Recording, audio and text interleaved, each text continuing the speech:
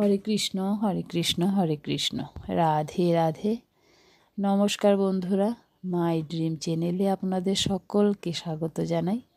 বন্ধুরা, আজকের এই ভিডিওতে জানতে পারবেন যে ভগবান শ্রীকৃষ্ণ যদি আপনার বাড়িতে কখনো ভিক্ষুক রূপে আসে, তাহলে আপনি কোন তিনটি সংকেত দ্বারা বুঝতে পারবেন যে ভগবান শ্রীকৃষ্ণ স্বয়ং আপনার বাড়িতে এসেছিল। ভিক্ষুক যদি এই তিনটি জিনিস ফেলে রেখে যায়, তাহলে বুঝবেন ভগবান শ্রীকৃষ্ণ ভিক্ষুক রূপে আপনার ঘরে এসেছেন, যার অর্থ ভগবান আপনার প্রতি প্রসন্ন আর আপনার জীবনের ভালো সময় আসতে চলেছে, ভালো কিছু ঘটতে চলেছে। তাহলে চলুন দেরি না করে জেনে নেওয়া যাক যে এই তিনটি বিশেষ জিনিস কি কি। ভিডিওটি শুরু করার আগে আপনারা যারা এই চ্যানেলে নতুন, তারা অবশ্যই চ্যানেলটি সাবস্ক্রাইব করুন এবং বেল বাটনে প্রেস করুন এরকম আরও অনেক নতুন ভিডিও দেখার জন্য। এবং ভিডিওটি দেখে যদি ভালো লাগে তাহলে অবশ্যই একটি লাইক করবেন এবং সবাইকে শেয়ার করবেন, যাতে তারাও ভিডিওটি দেখে উপকৃত হয়। আর কমেন্টে জয় শ্রীকৃষ্ণ লিখতে ভুলবেন না। এবার চলুন ভিডিওটি শুরু করা যাক। বন্ধুরা, ভগবান শ্রীকৃষ্ণ ভিক্ষুক রূপে আসলে তিনটি চিহ্ন ছেড়ে যান ভক্তের জন্য।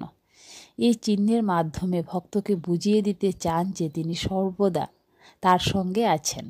তাই তিনি যদি ভিক্ষুক রূপে আপনার কাছে এসে থাকেন, তাহলে তিনি অবশ্যই চিহ্নগুলি আপনার জন্য ছেড়ে যাবেন। তাহলে আসুন আমরা জেনে নেই সেই তিনটি জিনিস কি কি। 1. শাস্ত্রমতে ভিক্ষুককে চাল দান করার পর মাটিতে পড়ে থাকা কয়েকটি চালের দানা আপনার ভাগ্য ফেরাতে পারে, কারণ এর অর্থ স্বয়ং ভগবান শ্রীকৃষ্ণ আপনার বাড়িতে ভিক্ষুক রূপে এসেছেন আপনাকে আশীর্বাদ প্রদান করতে। হিন্দু ধর্মে চাল অত্যন্ত শুভ, এই কারণে ভিক্ষুককে ভিক্ষাদান করার সময় চাল দেওয়া হয়।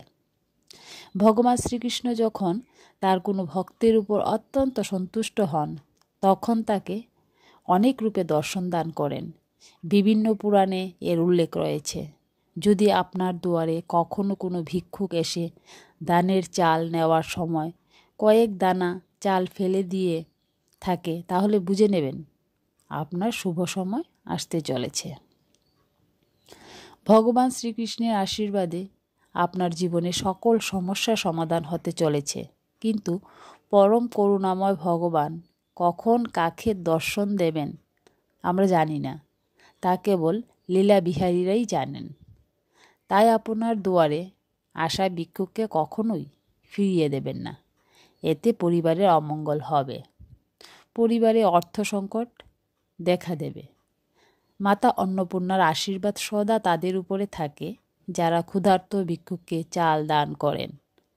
এতে পরিবারের কোনো রকম খাদ্যাভাব হয় না। তাই কখনোই কোনো ভিক্ষুক আপনার বাড়িতে এলে তাকে খালি হাতে ফেরাবেন না। 2. শ্রীকৃষ্ণের অত্যন্ত প্রিয় ময়ূরের পালক। সেই পালক যদি কোনো ভিক্ষুককে চাল দান করার পর আপনি পান, এর অর্থ আপনি অত্যন্ত ভাগ্যবান। ভগবান শ্রীকৃষ্ণ ভিক্ষুক রূপে আপনাকে দর্শন দিয়েছেন। শাস্ত্রমতে ময়ূরের পালক ঠাকুরঘরে স্থান পায়। তাই যদি ভিক্ষা দান করার পর ময়ূরের পালক পড়ে থাকে দেখেন, তাহলে অবশ্যই সেই ময়ূরের পালককে ঠাকুর ঘরে স্থান দেবেন। এতে পরিবারে সুখ শান্তি বজায় থাকবে। এমন ব্যক্তি অত্যন্ত ভাগ্যবান হয় যার বাড়িতে ভিক্ষুককে দান করার পর ময়ূরের পালক পাওয়া যায়।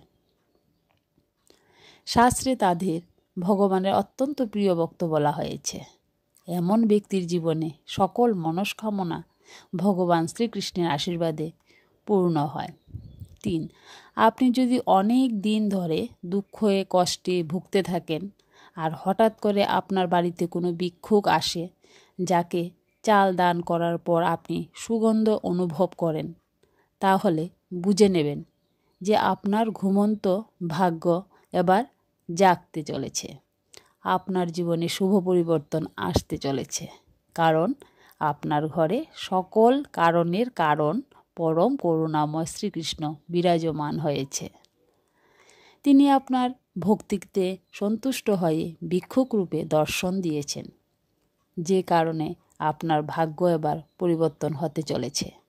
সকল দুঃখ দুর্দশা থেকে আপনি মুক্তি পেতে চলেছেন। কোনো সুগন্ধি ফুলের সুবাস হঠাৎ পেলে বুঝে নেবেন ভগবান আপনার উপর নিজের কৃপাদৃষ্টি বর্ষণ করছেন। তাই ভিক্ষুককে চাল দান করার পরে যদি দেখেন চালের দানা বা ময়ূরের পালক পড়ে আছে কিংবা কোনো সুগন্ধি পাচ্ছেন, তাহলে বুঝে নেবেন ভগবানের আশীর্বাদ সর্বদা আপনার সঙ্গে রয়েছে এবং তিনি আপনাকে দর্শন দিয়েছেন। বন্ধুরা, শাস্ত্র অনুসারে ভিক্ষুককে দান করা গৃহস্থের একান্ত কর্ম। এটা বলা হয়েছে যে স্বয়ং নারায়ণ ভিক্ষুক রূপে আসে ভক্তের কাছ থেকে সেবা নেওয়ার জন্য। পুরাণে বর্ণিত আছে ভগবান বিষ্ণু যজ্ঞ চলাকালীন ভিক্ষুক ব্রাহ্মণের বেশে বালির কাছে উপস্থিত হয়েছিলেন। যাদের মন পবিত্র এবং যারা পরোপকারী হয়, ভগবান তাদের প্রতি প্রসন্ন হন এবং ভিক্ষুক রূপে তাদের দর্শন দেন। এমন ব্যক্তির ভগবানের বিশেষ কৃপা দৃষ্টি লাভ করেন। তারা ধনী হোক বা গরিব, জীবনের তাদের সম্মান প্রাপ্তি ঘটে। সাধু ও ঋষি রূপেও ভগবান নিজেকে ভক্তের কাছে প্রকাশ করে থাকেন। তাই কখনো এদের অনাদর বা অসম্মান করবেন না, এতে পূর্বের ভক্তির পূর্ণ ফল নষ্ট হয়ে যায়। তাই খালি হাতে কখনোই কোনো ক্ষুধার্তকে ফিরিয়ে দেবেন না। এমন অনেক ভক্ত আছে যারা ভগবানের দর্শন কিংবা কৃপা লাভ এখনও করেননি, জীবনে দুঃখ দুর্দশায় আছেন। পরমানন্দ লাভ করতে গেলে, ভগবানের আশীর্বাদ পেতে গেলে তাদের ভগবানের পূজা নিয়মিত নিষ্ঠপূর্বক করে যেতে হবে। শ্রীমদ্ ভগবত প্রাপ্তির একমাত্র পথই হল ভক্তি। তাই ভক্তি করলে অবশ্যই পরম করুণাময় ভগবান শ্রীকৃষ্ণ আপনার উপরে কৃপা বর্ষণ করবেন, ভিক্ষুক রূপে দর্শন দেবেন। কিছু অনুপ্রেরণামূলক উক্তির কথা তাহলে জানা যাক। বয়স বাড়ার সাথে সাথে জীবনে শুধুমাত্র টাকার দরকারের খোঁজ নেওয়ার মানুষগুলোর সংখ্যা বাড়তেই থাকে। বিবেক যখন ঘুমিয়ে পড়ে, আবেগ তখন ভুলের পর ভুল করে যেতে থাকে। পরবর্তীকালে এই ভুলের মাসুল সারা জীবন ধরে দিলেও কম পড়ে যায়। সন্দেহ মানুষের মন থেকে সুখ কেড়ে নেয়। সন্দেহ একটা মানসিক রোগ, যা শুধু আপনাকেই নয়, আপনার চারিপাশের মানুষকেও একটা অস্বস্তিকর পরিস্থিতিতে ঠেলে দেয়। ভগবদ্গীতারই গল্প একটা, তাহলে তোমরা শোনো। একদা এক পাপী বাস করত। কর্ম ধর্মে ছিল না তার কোনো মতিগতি। শুধু একদিন সে তার ভালোবাসার মানুষটির জন্য একটি পদ্মফুল নিল তাকে দেওয়ার জন্য। পথে একটি শাঁখু পেরুতে হয়। যেই না সে শাঁখু পেরুবে, অমনি তার হাত থেকে ফুলটি জলে পড়ে গেল। ছেলেটি একটু কষ্ট পেল, কিন্তু তার ধার্মিক বন্ধুর কথা মনে পড়ে গেল। বলে দিল, উরু ফুল গোবিন্দায় নম, অর্থাৎ ফুলটি গোবিন্দের নামে উৎসর্গ করে দিল। কারণ তার বন্ধু বলেছিল যে জিনিসটা পড়ে যাবে সেটা গোবিন্দকে উৎসর্গ করবে। যেই ভাবা সেই কাজ। পদ্মফুলটি ভাসতে ভাসতে কোনো এক মন্দিরের জলাশয়ে চলে গেল। আর ওই মন্দিরের পূজারী সুন্দর পদ্মফুলটি দেখে নিয়ে এসে গোবিন্দের চরণে দিল। ছেলেটি যখন মৃত্যুর সময় ঘনিয়ে আসলো, তখন যমদূতরা তাকে নিতে আসলো। উদ্দেশ্য একটাই, সে এই জন্মে পাপ করেছিল। কিন্তু এর কিছুক্ষণ পরই আবার দেবদূতরাও আসলো এবং দেবদূতরা বলল, এই জন্মে সে একটি হলেও পুণ্যের কাজ করেছে। যমদূত আর দেবদূতদের মধ্যে শুরু হয়ে গেল তর্কাতর্কি। তখন তারা পুণ্যের খাতা খুলল এবং দেখল যে সে একদিন যে ফুলটি গোবিন্দের নামে উৎসর্গ করল সেটি গোবিন্দের চরণে গিয়ে সমর্পিত হলো। যমদূতরা তখন আর কোনো কথা না বলে চলে গেল এবং ওই পাপীটি একদিনের জন্য স্বর্গ পেল।